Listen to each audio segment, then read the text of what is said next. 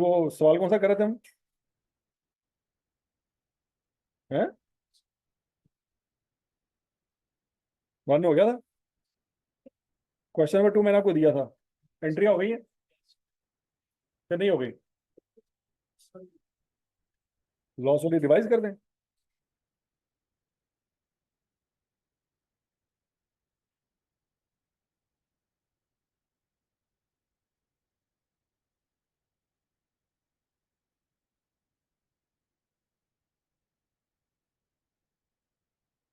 अच्छा चलो रिवाइज करते हैं। अच्छा नहीं बच्चों, जरा एंट्री अपने सामने निकाल लें जो कल हमने फ्राइडे वाली एंट्री पास की।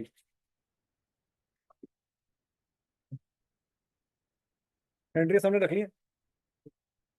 एंट्री बच्चों मैं इसलिए कह रहा हूँ कि सामने रखो, क्योंकि पार्ट ए हमने कल किया था, पार्ट बी रहता था। पार्ट बी में उसने क्या मांगा था? अकाउंट भी बनाने हैं आप। कौन कौन से अकाउंट बनाने हैं? Revaluation, sorry, building account, depreciation account और सरप्लस अकाउंट। ठीक है जी। तो बच्चा जरा निकालें सर क्वेश्चन नंबर फ्राइडे। ये एंट्रियां तो सारी मैच हो रही है ना आपकी। अब बच्चों आपने बनाना है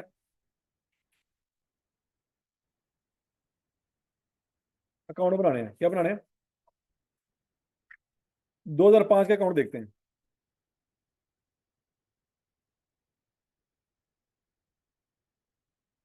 2005 के बच्चों तीनों अकाउंट ओपन करने हैं। कौन कौन सा? बिल्डिंग, एक्यूमुलेटेड डेप्रिसिएशन और रीवैल्यूएशन सरप्लस। तीनों अकाउंट जरा ओपन करें। ये सारे खुद प्रैक्टिस करें ताकि आपको चीजें समझ आए।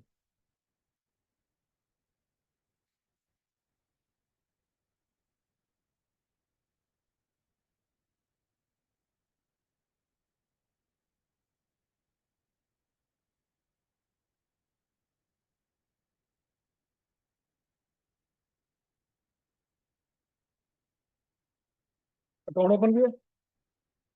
पहले जरा करो।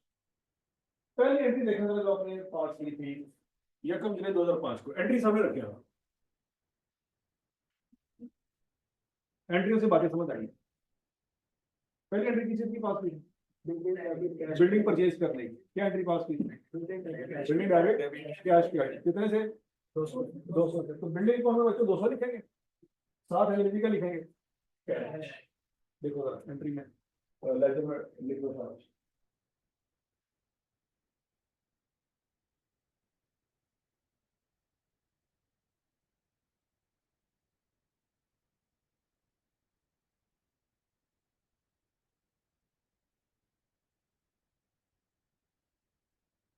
ठीक है।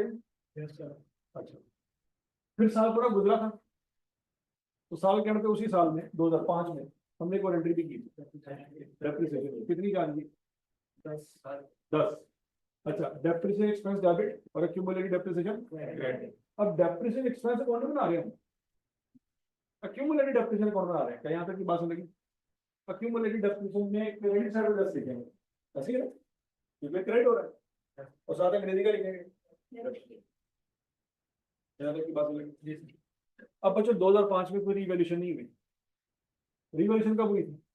2006 के पहले दिन हुई। तो 2005 में अगर आप रीवैल्यूएशन सरप्लस का अकाउंट बनाना चाहते हैं तो 100 बिस्मिल्लाह बनाए, लेकिन ओपनिंग क्लोजिंग का नहीं आना। ठीक है। मैं कोई ओपनिंग बैलेंस है ना ही कोई क्लोजिंग बैलेंस है, क्योंकि इस साल में कुछ हुआ ही नहीं।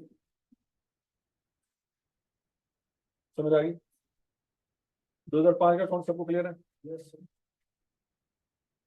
अच्छा जी, अगला पॉइंट 2006 में क्या करेंगे इसको? ब्राडर लिखे जरा शाबाश।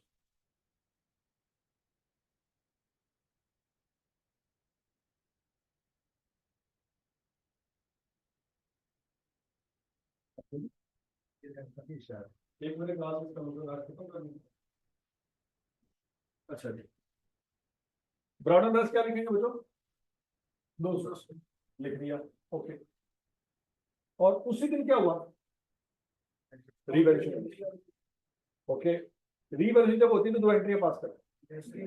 पिछली जितनी डेप्रिसिएशन खत्म करते हैं और फिर गेन या लॉस निकालते हैं। डेप्रिसिएशन खत्म करने की एंट्री क्या लिखी हुई है आपको? ये कम जुलाई 6 को डेप्रिसिएशन डेबिट और बिल्डिंग क्रेडिट, ऐसी है बच्चों।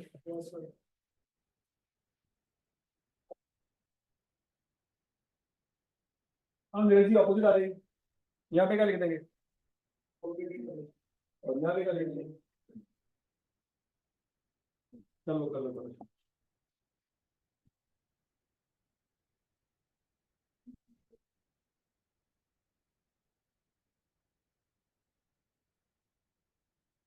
पहले एंट्री समझ आई, अगली एंट्री देखें क्या है। डेबिट क्रेडिट क्या हो रहा है, क्रेडिट क्या हो रहा है, बिल्डिंग डेबिट सरप्लस। तो बिल्डिंग की डेबिट साइड पे क्या लिखेंगे, अमाउंट 40, और सरप्लस के अकाउंट में क्रेडिट साइड पे क्या लिखेंगे, 40, साथ अंग्रेजी क्या लिखेंगे बिल्डिंग, और वहां पे आ जाएगा सरप्लस। क्या ये दोनों एंट्री पास कर लिया आपने बच्चों, यहाँ पे भी 40 आ गया, वहां पे भी 40 आ गया, यहाँ पे लिखे सरप्लस, वहां पे लिखे बिल्डिंग।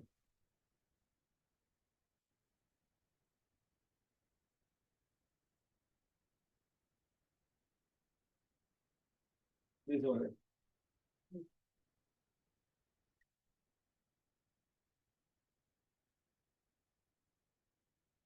अच्छा जी, अब बच्चों साल गुजरा, साल गुजरा तो क्या हुआ, डेप्रिसिएशन चार्ज करेंगे। डेप्रिसिएशन की एंट्री का पास किया कितने, अब डेप्रिसिएशन एक्सपेंस अकाउंट तो बना ही नहीं थे, लेकिन एक्यूमुलेटेड डेप्रिसिएशन बना रहे हैं, तो उसमें डेबिट साइड पे रिकॉर्ड करेंगे कि क्रेडिट साइड पे, क्रेडिट साइड पे कितनी 12.11, ठीक है ठीक है। तो बच्चों जितनी ओपनिंग थी वो तो खत्म कर दी, अब ये जो क्लोजिंग है यही आपकी पेरेंट के तौर पे आएगी 12.11।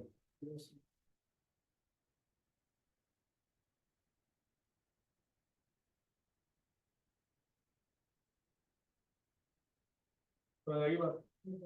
अच्छा, क्या डेप्रिसिएशन एक्स्ट्रा चार्ज हुई है, जी यस सर। तो जितनी एक्स्ट्रा चार्ज हुई है उतनी हमने सरप्लस से निकालनी भी होती है, क्या एंट्री पास करेंगे,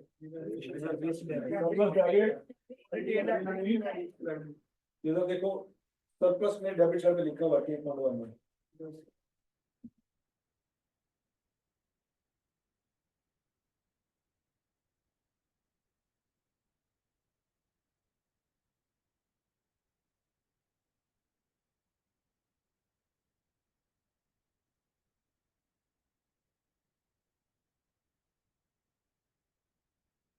हाँ जी, तो बच्चों अकाउंट क्लोज कर सकते हैं हम, बिल्डिंग अकाउंट क्लोज करें, कैडो निकालें, एक्यूमुलेटेड डेप्रिसिएशन अकाउंट क्लोज करें, और सरप्लस अकाउंट क्लोज करें जल्दी।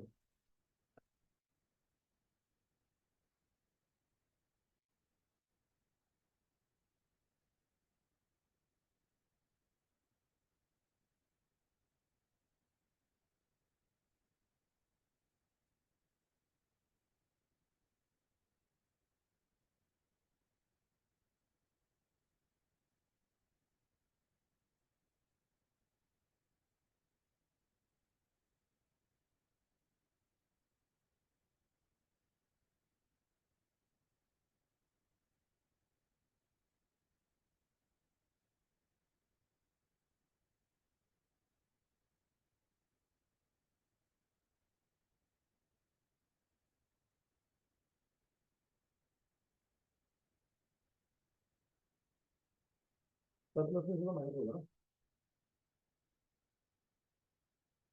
हाँ तो प्रॉफिट लॉस में चलेगा, चला जाएगा, लेकिन वो मसला ये है कि उसने हमसे वो अकाउंट मांगा नहीं है, तो वो बनाएंगे नहीं।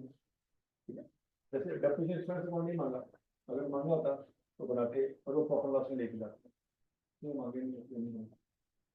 हाँ भाई, बिल्डिंग अकाउंट क्लोज हो गए।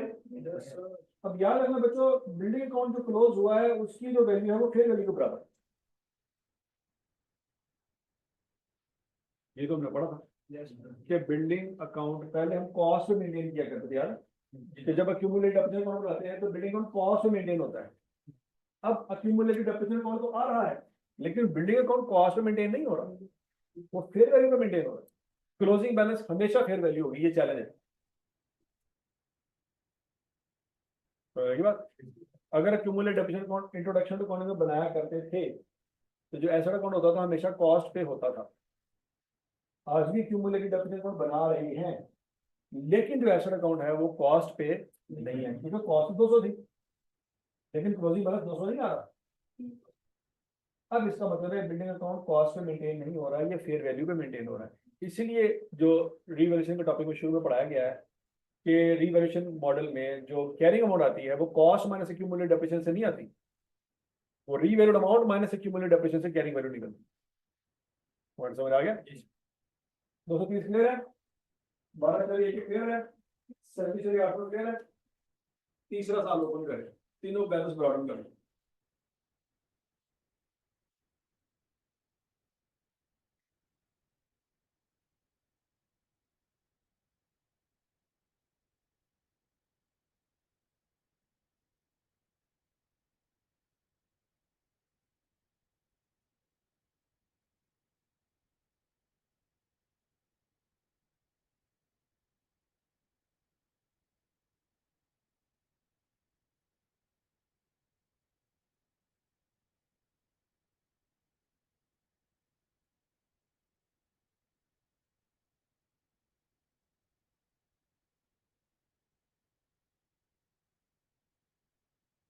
चलिए अच्छा, अब चल जरा देखो, 2007 के पहले दिन दोबारा रिवैल्यूएशन हुई थी और लॉस हुआ, कितना लॉस हुआ? 47.83। इस लॉस से पहले हमें क्या करना है? पिछली जितनी डेप्रिसिएशन को खत्म करना है। पिछली डेप्रिसिएशन कितनी थी जो ब्राडा लिखी थी आपने, वो सारी पहले खत्म कर। खत्म करने का तरीका क्या है? accumulated depreciation debit और बिल्डिंग क्रेडिट।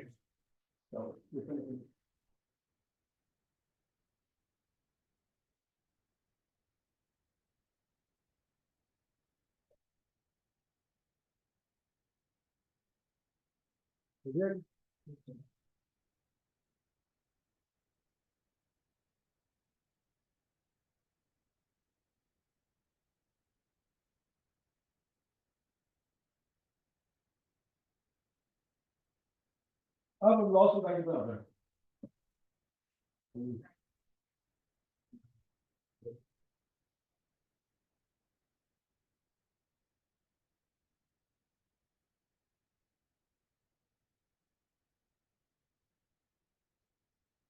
इसमें कौन नंबर चल रहा है?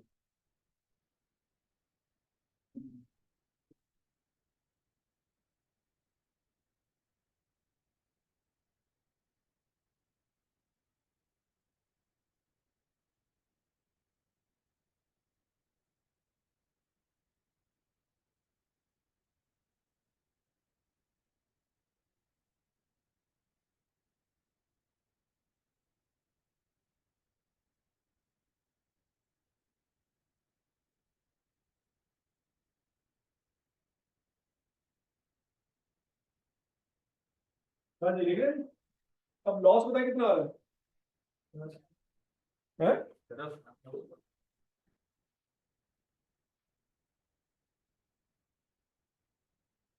Total loss, total loss 47.8। आपने बिल्डिंग को 47 से क्रेडिट किया और बिल्डिंग तो टोटल अमाउंट से क्रेडिट होगी ना,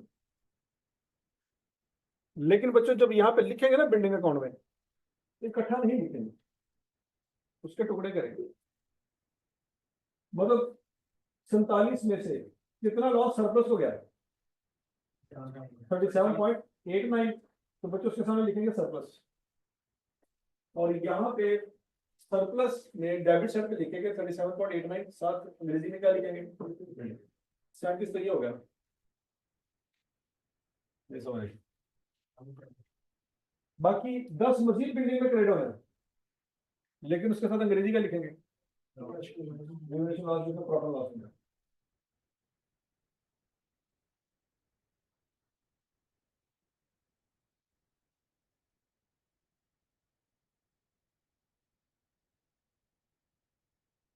तो रही सबको बात, ये समझ। बिल्डिंग में 47.8 में कट्ठा नहीं जाता, उसके टुकड़े करेंगे। एक के सामने लिखेंगे रीवैल्यूएशन सरप्लस और दूसरे के सामने लिखेंगे रीवैल्यूएशन लॉस जो कि असल में प्रॉफिट लॉस में है।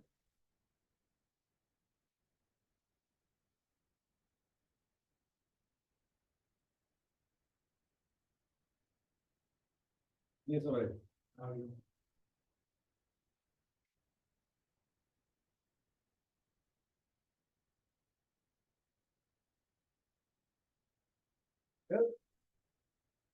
अच्छा जी।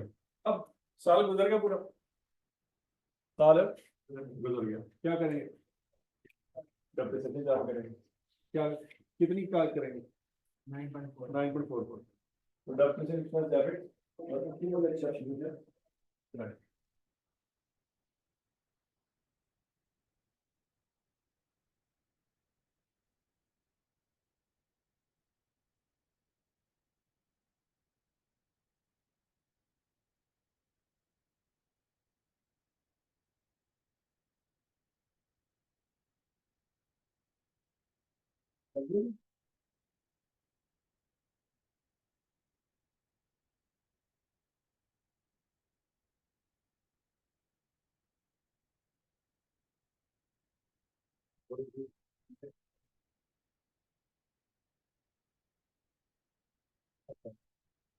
और इस साल सरप्लस में से रिटेनिंग में कुछ जाएगा?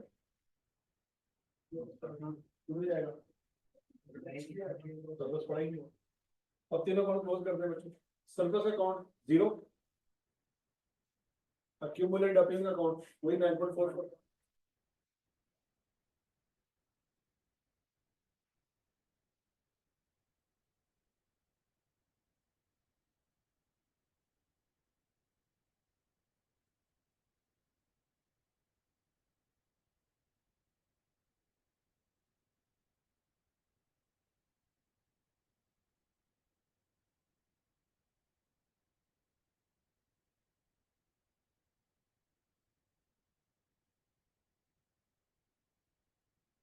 ठीक हो गई।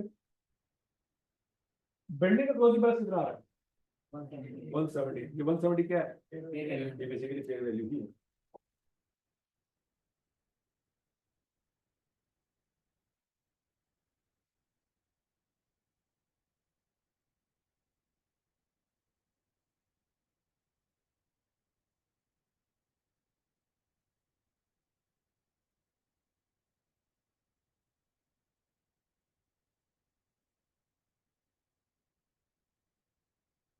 दो हजार सात क्लियर हो गया। अगले साल बच्चों ब्रॉडन बैलेंस, ब्रॉडन बैलेंस लिखेंगे 170। बोलो बोलो बोलो। पहले जी रीवैल्यूएशन, ये रहा लॉस है, ये रहा कितना? 19.4। ठीक। हमने एंट्री पास की बिल्डिंग डेबिट 19.44 से। और क्या कैड करेंगे? रीवैल्यूएशन लॉस जो तो प्रॉपर लॉस में आ रहा है, क्रेडिट कितने से? बोलो सही। और आपने जो विश्व के देखो ना लिखा है आधी सारा क्वेश्चन, एंट्री दस होगी।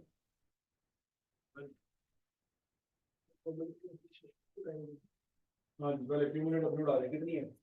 9.44 उड़ा दें। क्या एंट्री करेंगे? एक्यूमुलेट अपनी डेबिट और बिल्डिंग क्रेडिट, कल ये करना।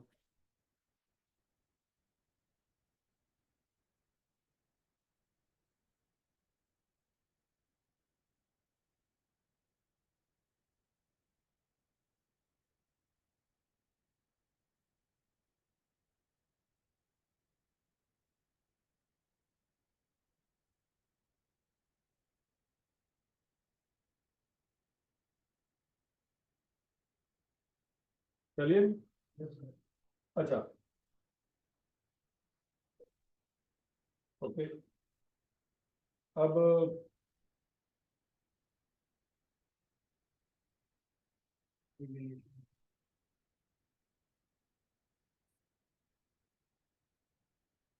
रीवैल्यूएशन, बिल्डिंग कितने से डेबिट होगी?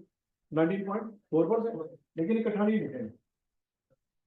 उसमें एक हिस्सा जो सरप्लस में जा रहा है वो ले रहा है, और जो प्रॉफिट लॉस में जा रहा है वो अलग है। प्रॉफिट लॉस में कितना हिस्सा जा रहा है? 9.44। और सरप्लस में कितना जा रहा है? 10। तो सेपरेट करिए। समझ आई बात?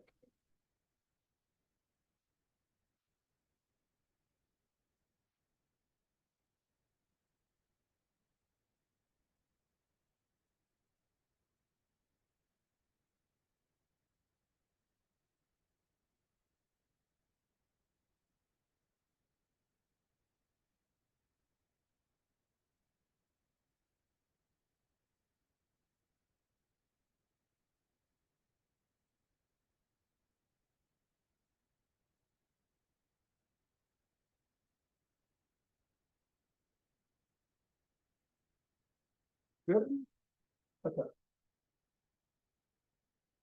सरप्लस में कितना बैलेंस लिखेगा बच्चों? सरप्लस में आएगा 10 का बैलेंस, ठीक है? क्लियर है? अब अगला पॉइंट, साल का एंड गुजरा, डेप्रिसिएशन चार्ज करेंगे, कितनी आएगी? 5.58 या 59?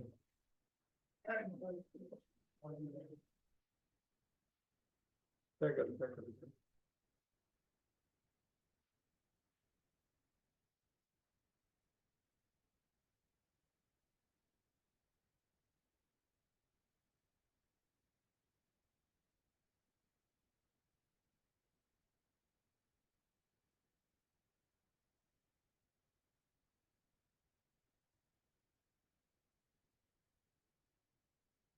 कितनी डेप्रिसिएशन आती है? ठीक है।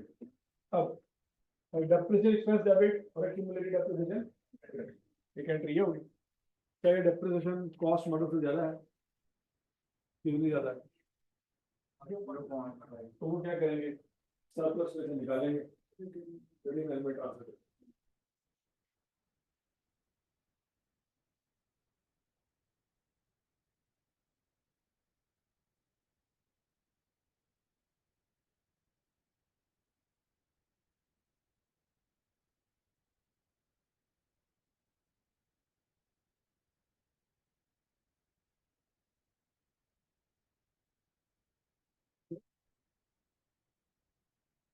तो बच्चों क्लोजिंग बैलेंस निकाल लें सबका, बिल्डिंग का भी निकाल लें, एक्यूमुलेटेड डेप्रिसिएशन का भी निकाल लें, और सरप्लस का भी निकाल लें।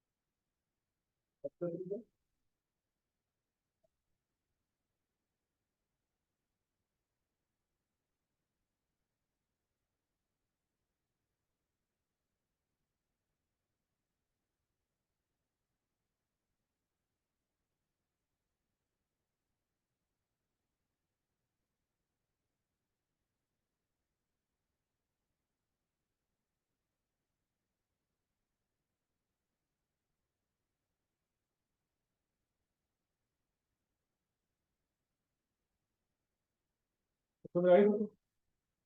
अच्छा नहीं बच्चों, क्लोजिंग बैलेंस निकला है सबका? इसका कितना निकला है बिल्डिंग का? 180, ये 180 ही फेयर वैल्यू है। एक्यूमुलेट अभी 10.59 और सरप्लस 9.41। तो बच्चों जब वो आपसे मांगेगा कि अकाउंट बनाओ, तो अकाउंट किस तरह से बनाएंगे, ये बात में लगी। पहले एंट्री पास की, फिर बनाए अकाउंट। क्वेश्चन नंबर 2 घर जाके किया था, एंट्रियां पास की होंगी। आज घर जाके अकाउंट भी बना देंगे। अब बोलो तो सही। अब बच्चों हम अगला सवाल करना है, MWL,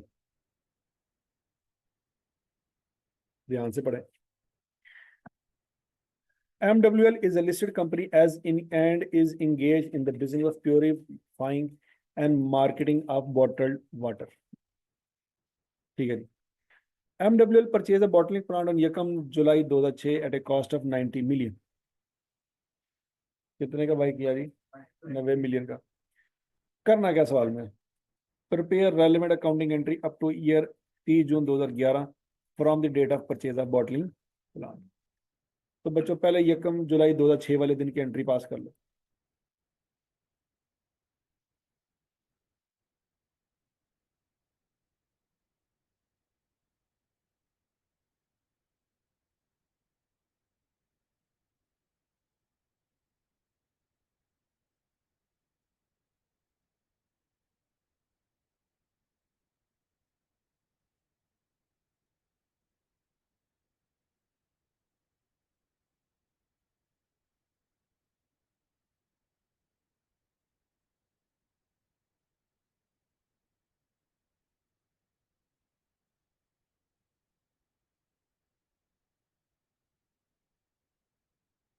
क्या एंट्री पास करेंगे बच्चों?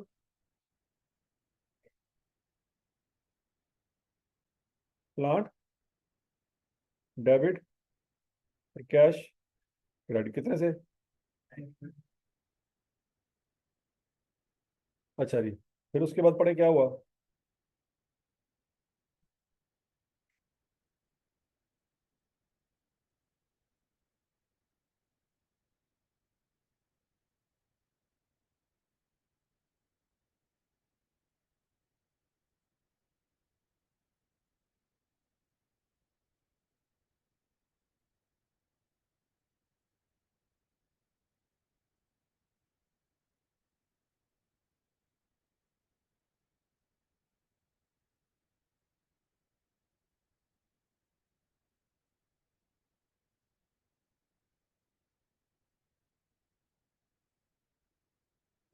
लाइफ कितनी है उसकी? 10 साल। Residual value zero. Depreciation charge statement method over plants useful life. MWR revaluates plant at the end of every 2 year. अच्छा, ये हमने पढ़ा था, याद करें। पिछले 2 सवाल हम कर चुके हैं, उसमें हर साल रिवैल्यूएशन हो रही थी। हर साल क्या हो रही थी? रिवैल्यूएशन हो रही थी। यहाँ पे वो कह रहा है कि रिवैल्यूएशन हर साल नहीं होती। कब होती है? हर 2 साल बाद होती है। तो हमने कहा जरूरी है, जरूरी नहीं है कि हर साल रिवैल्यूएशन हो। जब मटेरियल डिफरेंस आएगा तब रिवैल्यूएशन है। इन लोगों को लगता है कि मटेरियल डिफरेंस 2 साल बाद आता है। 1 साल बाद डिफरेंस होता तो है, लेकिन मटेरियल नहीं होता, लिहाजा हम नहीं करते। तो बात लगी है। तो पॉसिबल है कि नहीं है? जरूरत नहीं है कि सर हमने पहला सवाल किया तो उसमें हर साल रिवैल्यूएशन थी, तो यहाँ पे भी हर साल रिवैल्यूएशन होनी चाहिए, जरूरी नहीं है। पर अच्छी बात है, 2 साल बाद करते हैं, हमारे लिए आसानी है। अब आगे पढ़े जी। The revalued amount determined by jet valuers and independent firm of valuers are as follow. 30 जून 2008 वाले दिन मार्केट में फेयर वैल्यू कितनी थी बच्चों? 64। लेकिन क्या हम 30 जून 2008 वाले दिन तक पहुंच गए हैं? हम तो नहीं पहुंचे। हम कहाँ तक पहुंचे हुए हैं? हम 30 जून 2007 तक पहुंचे हैं, जब हमने डेप्रिसिएशन चार्ज की। अभी साल एक और गुजरेगा, लेकिन अगले साल में सिर्फ एक ही एंट्री होनी है। कौन सी? डेप्रिसिएशन। कितनी होनी है? सेम होनी है। ये चेंज हो जाएगी। 90 डिवाइड बाई 10, 9 आ रहेगा। अगले साल भी 9 ही आएगा। अब आपके दिमाग में आ रहा होगा सर वो रिमेनिंग लाइफ लेनी है। साल गुजर गया ना, तो रिमेनिंग लाइफ ले लें। तो रिमेनिंग लाइफ क्या आएगी? 9। तो फिर 9 पे डिवाइड करेंगे तो आंसर तो चेंज हो जाएगा। अब हमने यही पढ़ा कि स्ट्रेट लाइन मेथड है, तो आंसर हर साल क्या आना चाहिए? सेम आना चाहिए। लेकिन सर कल आपने करवाया था हर साल आप लाइफ कम करते जा रहे थे, अभी भी करें ना बच्चों। अगर आपने अभी भी मतलब इस यहाँ पे भी बैठ ही मतलब कंफ्यूज बंदा हो ही जाता है कि सर पहले साल तो 10 है, अगले साल 9 है, तो 9 करें। हम ठीक है 9 करेंगे। तो फिर जब आप 9 यूज करना चाहते हैं ना, तो बच्चों आपने वैल्यू भी फिर रिमेनिंग लेनी है। रिमेनिंग वैल्यू फिर 90 नहीं है, 81 है। डिवाइड करेंगे तो आंसर आपका तब भी क्या आएगा? सेम ही आएगा। नहीं बात समझ लगी? अगर कोई बच्चा 10 साल लेना चाहता है, 100 बिस्मिल्लाह, वो किसको डिवाइड करेगा? लेकिन अगर कोई बच्चा कहता नहीं सर 9 ले, बिस्मिल्लाह 9 ले लेते हैं, लेकिन फिर 90 नहीं आएगा। रिमेनिंग वैल्यू है कि जिस चीज को 9 सालों में डिवाइड कर रहे हो ना, वो चीज भी फिर 9 सालों वाली होनी चाहिए, 10 सालों वाली नहीं होनी चाहिए। अगर 90 वैल्यू लेंगे तो वो तो 10 साल चलनी थी। तो अगर आप 9 साल चलाना चाहते हैं तो फिर 90 ना लो, 81 ले। तो दोनों सूरतों में आंसर क्या आएगा? सेम। पॉइंट समझ आ गया?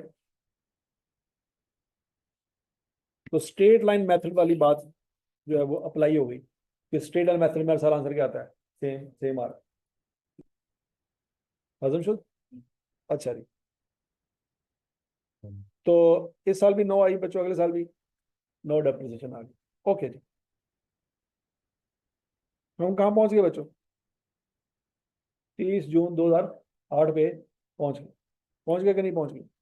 अच्छा, अब बच्चों पिछले सवालों में रीवैल्यूएशन साल के शुरू में हो रही थी, याद करो।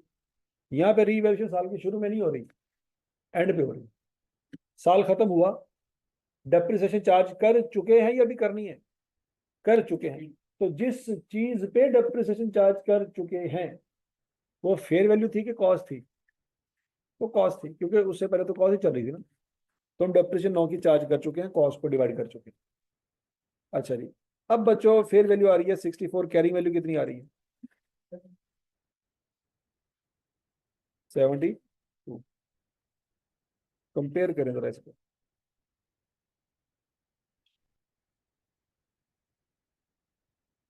8 का क्या हुआ?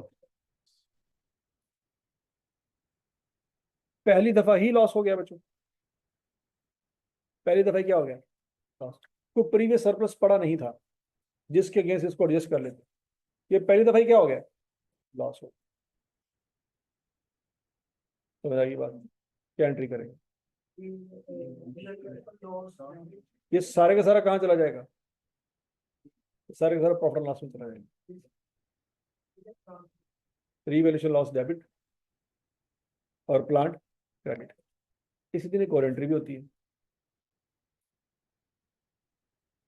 इसी दिन एक और एंट्री भी होती है।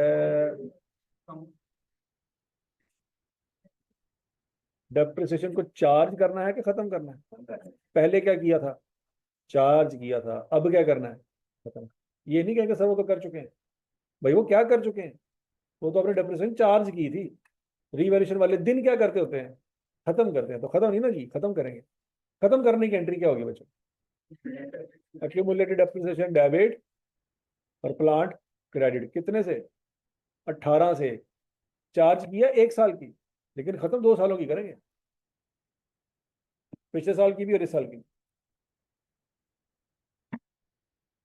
नहीं समझ आई?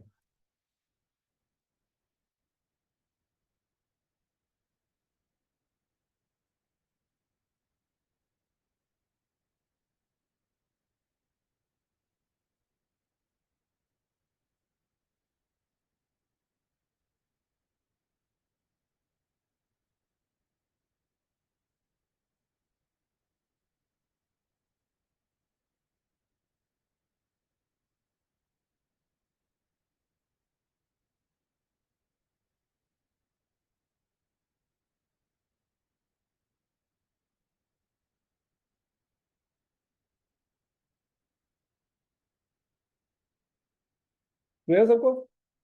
अच्छा, तो बच्चों 8 का लॉस हो गया, क्या एंट्री पास करेंगे? रीवैल्यूएशन लॉस डेबिट और प्लांट का डेप्रिसिएशन दोबारा चार्ज करेंगे? नहीं, डेप्रिसिएशन तो कर चुके हैं, इस साल की डेप्रिसिएशन कर चुके हैं। पॉइंट समझ आ गया? तो अब अगला साल शुरू हुआ, सारा साल में कुछ करेंगे? नहीं, एंड में जाके करेंगे। क्या करेंगे? पहले डेप्रिसिएशन चार्ज कर, अब किसको किस पे डिवाइड करेंगे? अब 64 को बच्चों 8 पे डिवाइड करेंगे, क्या आंसर आएगा? 8 आएगा। ये 8 कहाँ से आया?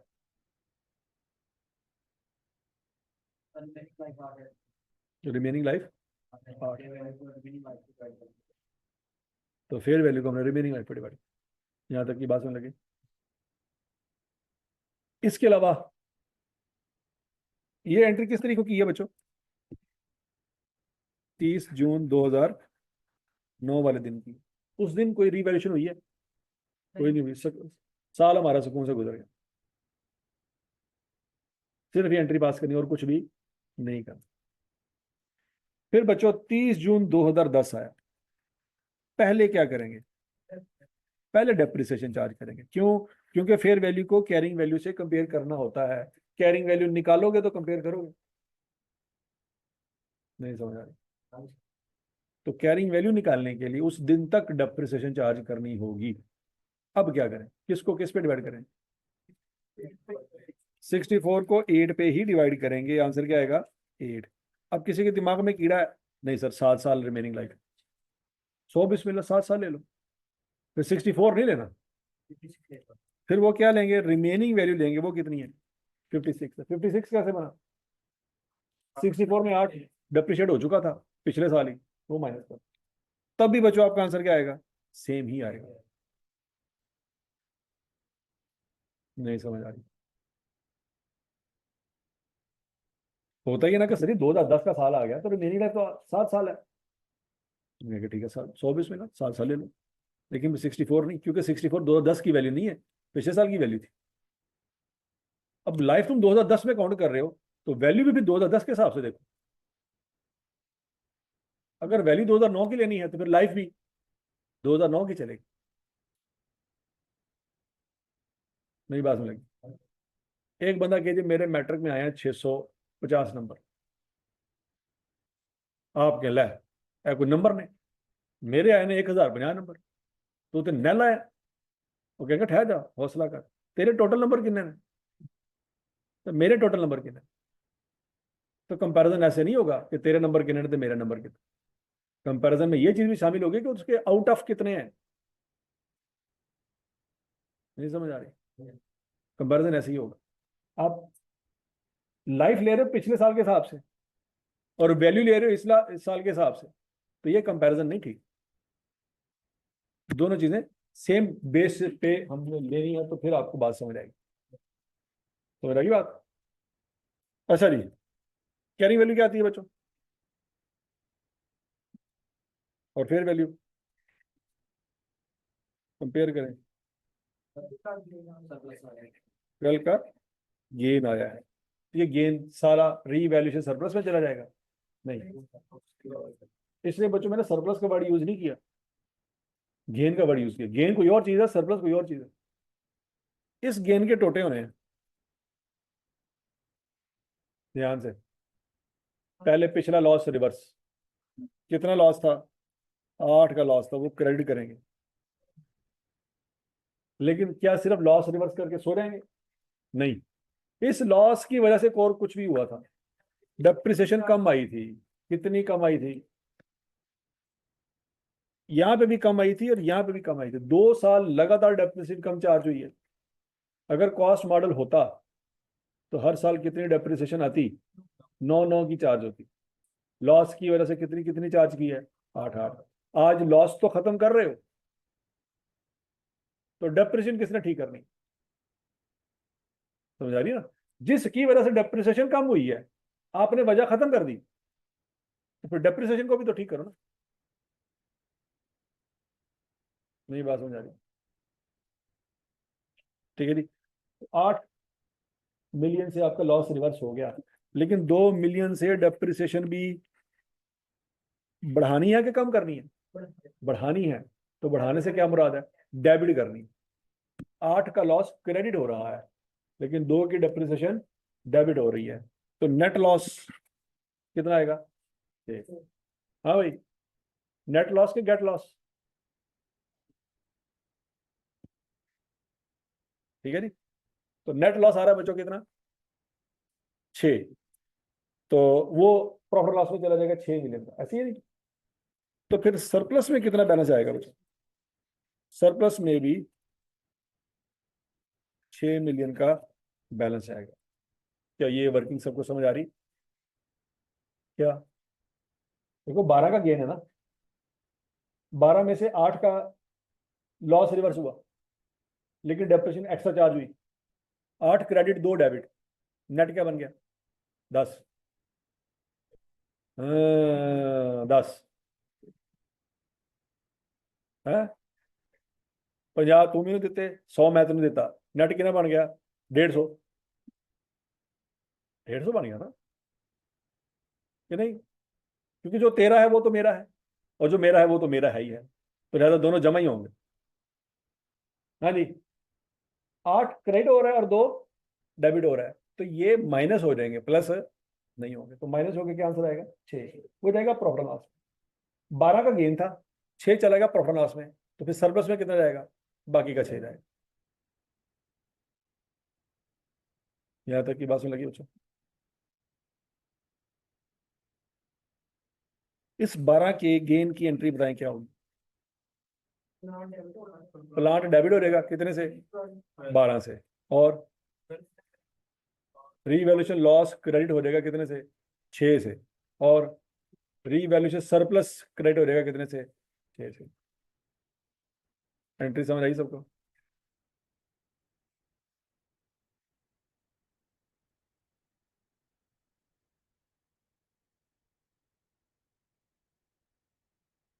नहीं समझ आई?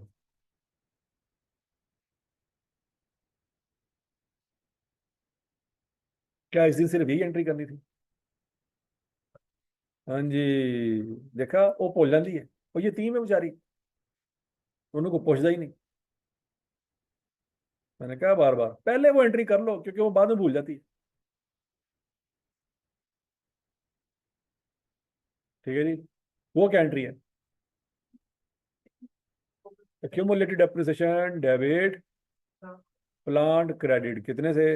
16 से। 2 सालों की डेप्रिसिएशन चार्ज की जिसको खत्म करना है।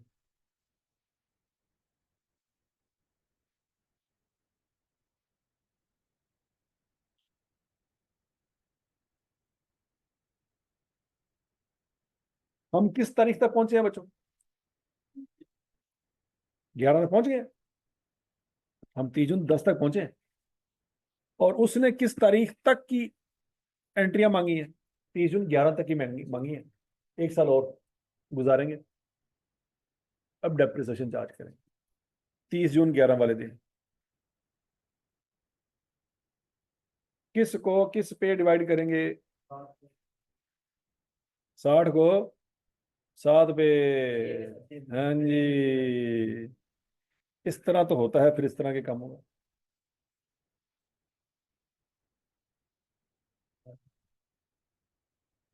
क्या आंसर आएगा जी?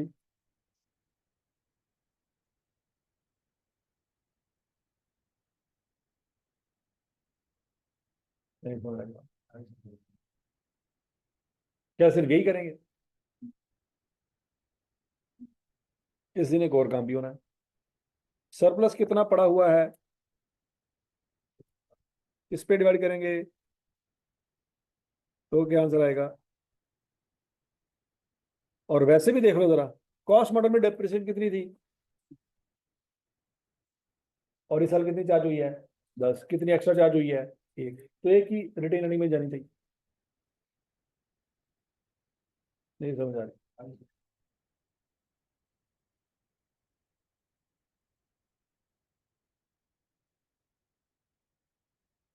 इस 1 मिलियन की क्या एंट्री पास करेंगे? Revaluation surplus debit retain earning हजम शुद्ध ये खत्म शुद्ध। अच्छा जी बच्चों, अब इंपॉर्टेंट पॉइंट टू रिमेंबर, ये बड़े इंपॉर्टेंट पॉइंट। ये वैसे तो आपको पता चल जाने चाहिए थे, अभी तक 3 4 सवाल कर रहे हैं, लेकिन नहीं पता चले तो अभी इसको नोट कर लें कि एलिमिनेशन ऑफ अक्यूमुलेटेड डेप्रिसिएशन की एंट्री कब करते होते हैं? जिस दिन रीवैल्यूएशन होती है, यही पढ़ा ना हमने। और रीवैल्यूड अमाउंट के ऊपर डेप्रिसिएशन कैसे कैलकुलेट करते हैं? उस रीवैल्यूड अमाउंट को पकड़ के या फेयर वैल्यू को पकड़ के रिमेनिंग लाइफ पे डिवाइड करते हैं। ट्रांसफर ऑफ सरप्लस की एंट्री कब करते हैं? अब बच्चों यहाँ पे सोच समझ के जवाब देना। 30 जून 2010 वाले दिन रीवैल्यूएशन हुई थी कि नहीं हुई थी? गेन आया था कि नहीं आया था? आया था। लेकिन क्या उस दिन ट्रांसफर ऑफ सरप्लस हुआ था? 30 जून 2010 वाले दिन क्यों नहीं हुआ?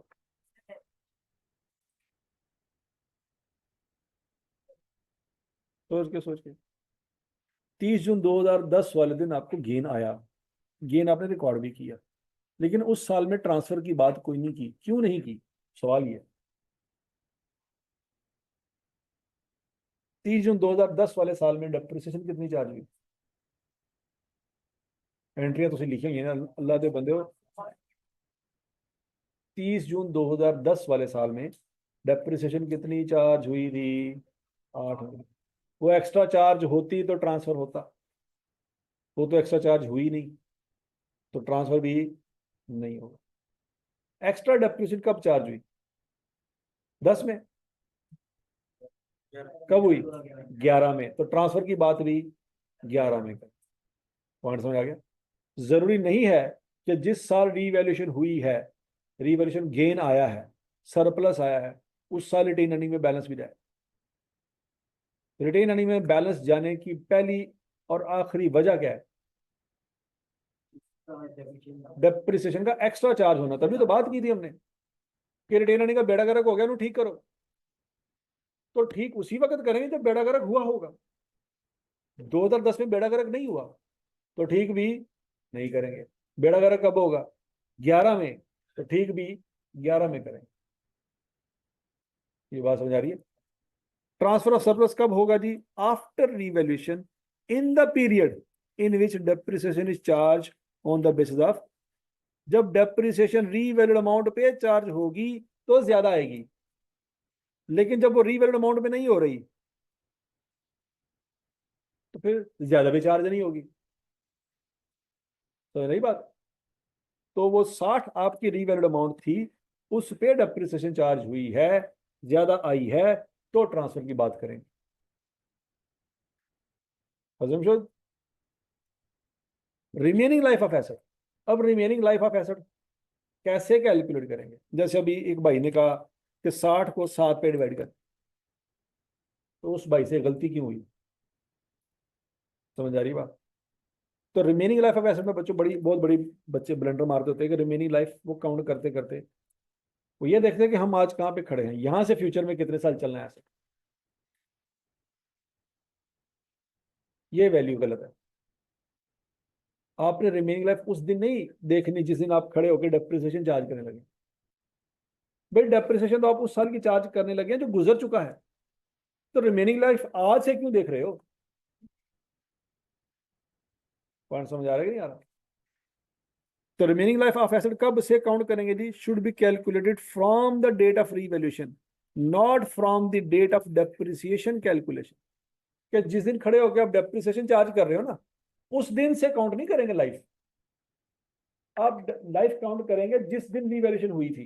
रीवैल्यूएशन कब हुई थी? 30 जून 2010 वाले दिन। तो रिमेनिंग लाइफ भी उस दिन से काउंट करेंगे। देखो जरा बच्चों, हमने ये कब लिया था एसेट? और 30 जून 2010 तक कितने साल गुजर चुके हैं? 2 साल, 1 साल, 8, 9, 10, 3 साल गुजर चुके हैं, 4 साल गुजर। और समझ आ गई बात है? तो 30 जून 2010 वाले दिन आपकी रिमेनिंग लाइफ 6 साल है।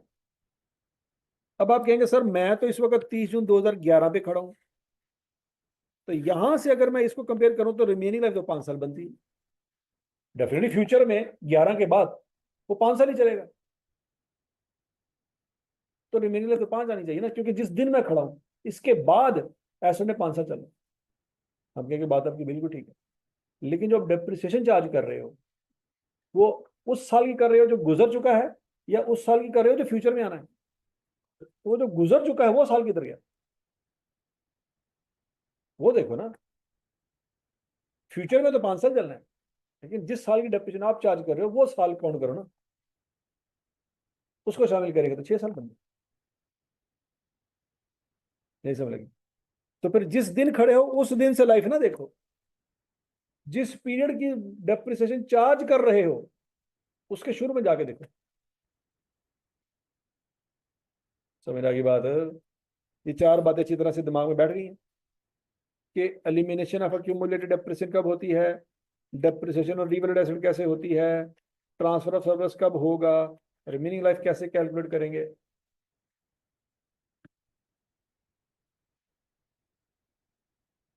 हजमन शुद्धमन। अच्छा जी बच्चों, ये कौन सा सवाल किया हमने?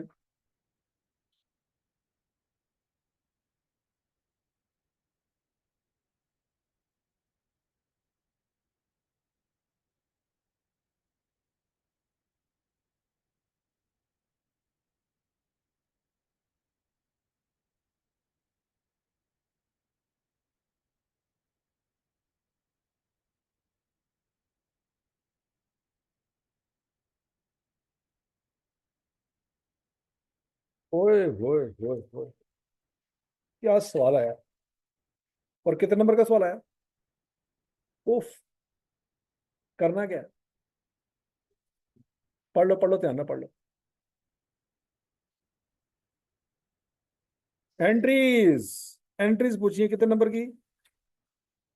17 नंबर की। है तो मसला ही कोई नहीं, है तो खब्बे आता काम है।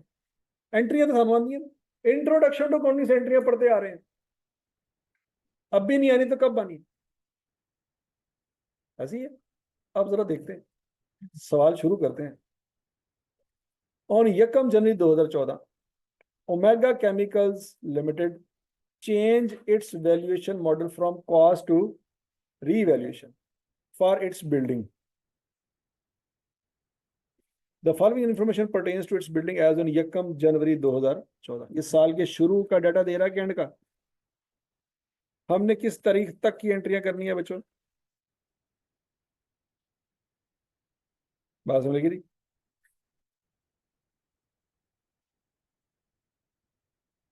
31 दिसंबर 14 तक जो कुछ हुआ उसकी एंट्री कर।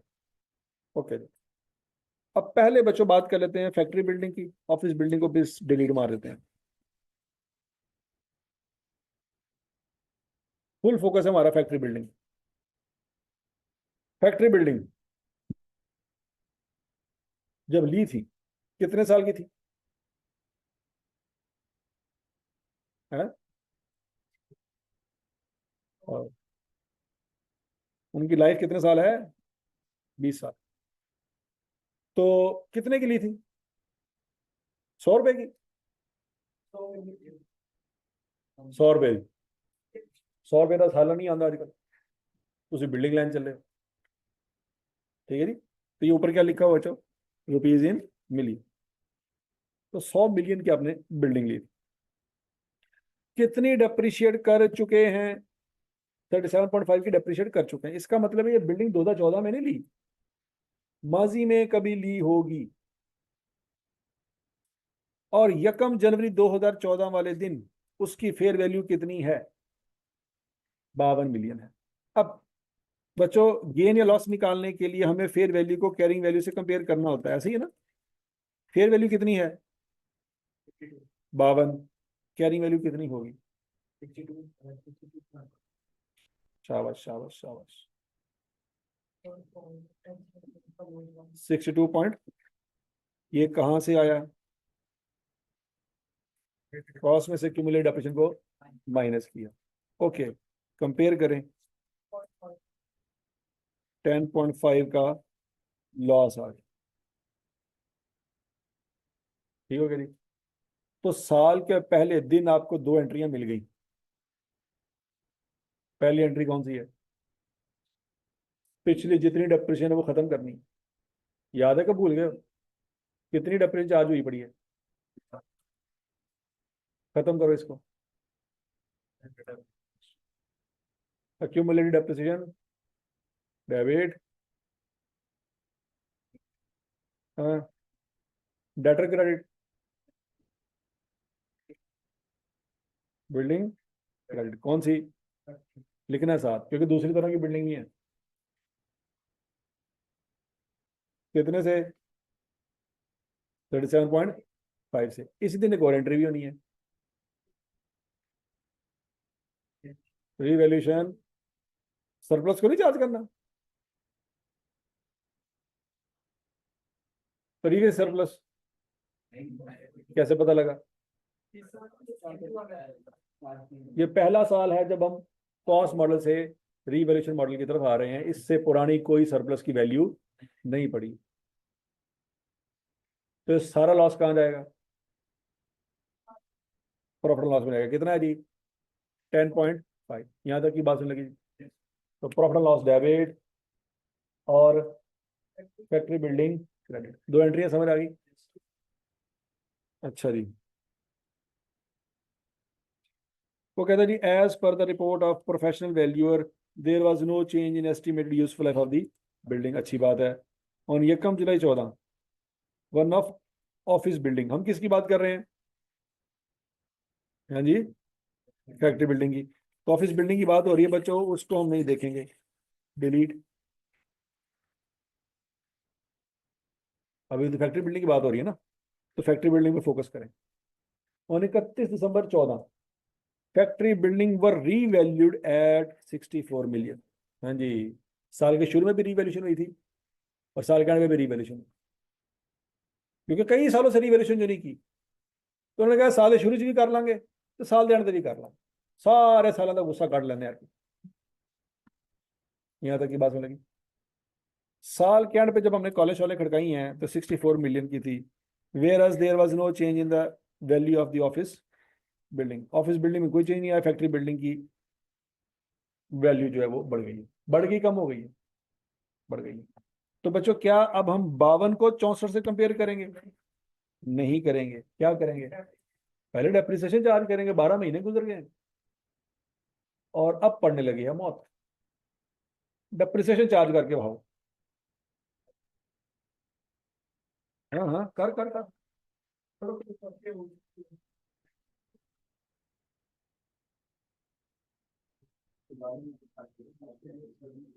हाँ जी, 100 रुपये इनाम, जो सही आंसर निकाल गया। जाओ ना, 100 रुपये कमा लो, जिंदगी की पहली कमाई।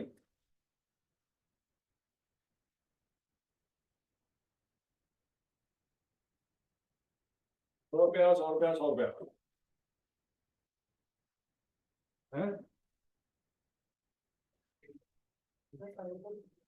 हाँ, 100 रुपये कमाना सैर दो, साथ में सैर ला जा, मतलब कैरी अब नहीं कराना, 100 रुपया कमाना है।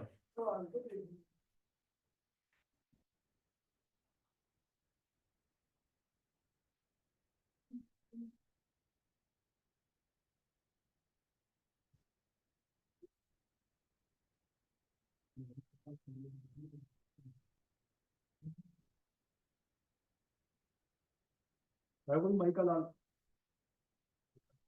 हाँ भी पीले, कुछ कर लेगा आगे तेरी, दंद कड़ चला बहुत बहुत।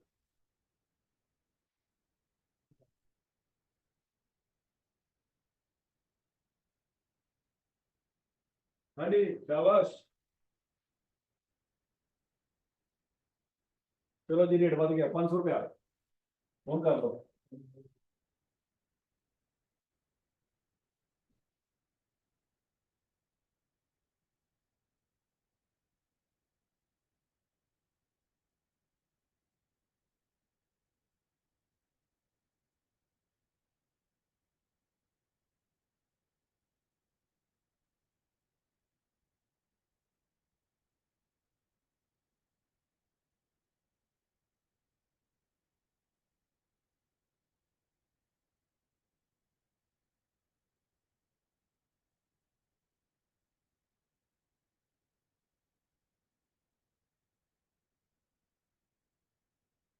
हाँ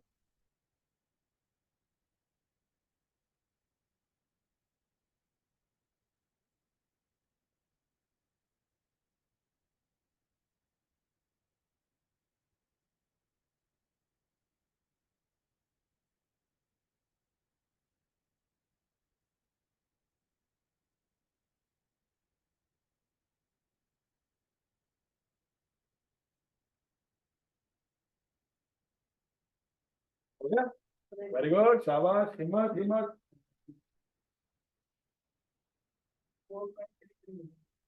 4.33, गलत रहता तो आप पे जुर्माना ही है, ठीक है। हाँ तो और की हाँ? अच्छा, मेरा नाइन साहब मेरे ख्याल है।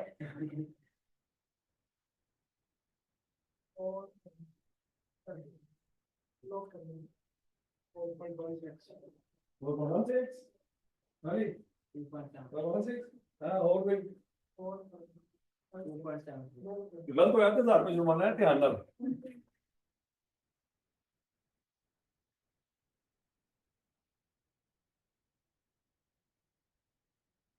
हाँ, तेरे चौके बैठे ना, 200 रुपये फाइन है। हाँ, तो ऐसे पैसे पूरे करने ना, पल्लियों में कितने हैं? हाँ, और भी बकवा लगा, पहले अपना तो दे दो जवाब। क्या आंसर? 2 पॉइंट, तेरा तो 2000 रुपये जुर्माना बन गया। हाँ चलो जी देखो, अब ये जो 17 नंबर है ना आई कैप ने, ये इतनी आसानी से नहीं दे रहे, तो कोई ना कोई पंगा तो है जो 17 नंबर का सवाल है। पहला पंगा उसने बता दिया है। वो कहता है देखो, ये 100 मिलियन का एसेट है, लाइफ कितनी थी जब लिया था? 20 साल लाइफ थी। तो फिर हर साल डेप्रिसिएशन कितनी आनी चाहिए थी? 5 आनी चाहिए थी। कई साल इस्तेमाल हो चुका है, 5 5 5 5 करते करते करते कितनी हो चुकी है उसकी डेप्रिसिएशन? 37.5। तो 5 5 करते कितनी जिंदगी गुजर चुकी है, ये कैसे निकालेंगे? 37.5 की टोटल डेप्रिसिएशन है, हर साल कितनी होनी चाहिए थी? 5। डिवाइड करो, 7.5 ईयर की लाइफ गुजर चुकी है। ये है असल मसला इस सवाल में। टोटल लाइफ कितनी थी? 20 साल। कितनी गुजर चुकी है? 7.5 गुजर चुकी है। रिमेनिंग लाइफ कितनी है? 12.5। रिमेनिंग वैल्यू कितनी है? 52। तो बच्चों 52 को 12.5 से डिवाइड करेंगे तो डेप्रिसिएशन आएगी 4.16। Very good. किसका सही आंसर आया? 1 2। हाँ, तू 100 रुपया अनु दे, 100 रुपया मैनू दे। हाँ नहीं, तकसीम करके क्या करना है? आप लोगों का तो गलत आया है, बल्कि आया ही नहीं। आया? हाँ, क्या आंसर देना? 2 इशारिया।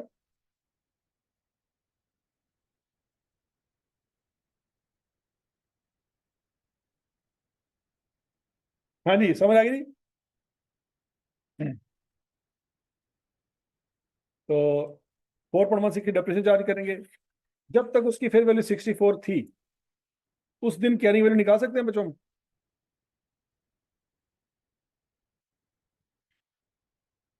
कैरिंग वैल्यू कैसे निकालेंगे? 52 में से 4.16 माइनस कर देंगे बच्चों। हाँ जी। क्या? 47.84। इसको इससे कंपेयर करेंगे।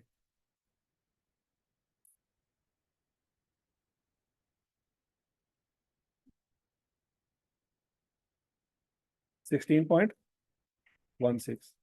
लेकिन ऑलरेडी लॉस भी तो आया हुआ है। कितना? तो बच्चों इस गेन के टोटे होंगे। 10.5 तो रिवर्स होना है ना, वो जो लॉस था वो रिवर्स करेंगे। लेकिन क्या सिर्फ लॉस ही रिवर्स होगा? डेप्रिसिएशन भी कम चार्ज हुई है। कितनी कम चार्ज हुई है? पैन लगी मौत। 0.84। प्लस करें माइनस करें? माइनस करेंगे। हाँ भाई, 0.84 कितना आया? तो तू तो उत्ते बैठा है ऑलरेडी, और कितना ऊपर जाना तू? हाँ जी, 0.84 कैसे आया बच्चों? ये जरा देखो, अगर कॉस्ट मॉडल होता तो डेप्रिसिएशन हर साल कितनी चार्ज होती? 5 होती। लॉस होने की वजह से इस साल कितनी चार्ज हुई है? 4.16। यहां से आया 0.8। समझ आएगी बात? वो जो 10.5 का लॉस गया, डेप्रिसिएशन 0.84 से कम चार्ज हुई, रिवर्स करेंगे दोनों को, तो कितना नेट इफेक्ट आता है? 9.66। ये जाएगा प्रॉफिट एंड लॉस में। किसमें जाएगा? और बाकी जाएगा सरप्लस में। कितना जाएगा सरप्लस में?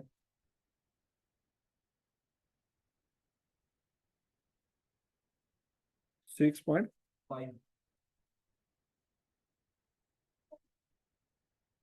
ये 6 कहाँ से आया? 6.56। 9.66। 2 दफा 6 है। तो समझ लगी बात? अब बच्चों साल के एंड पे भी 2 एंट्रियां निकलती हैं आप। कितनी एंट्रियां निकलती हैं? 2। कौन कौन सी? नहीं, 2 नहीं, 3 एंट्रियां निकलती हैं। कौन कौन सी? पहली एंट्री कौन सी निकलती है? डेप्रिसिएशन के चार्ज करने की।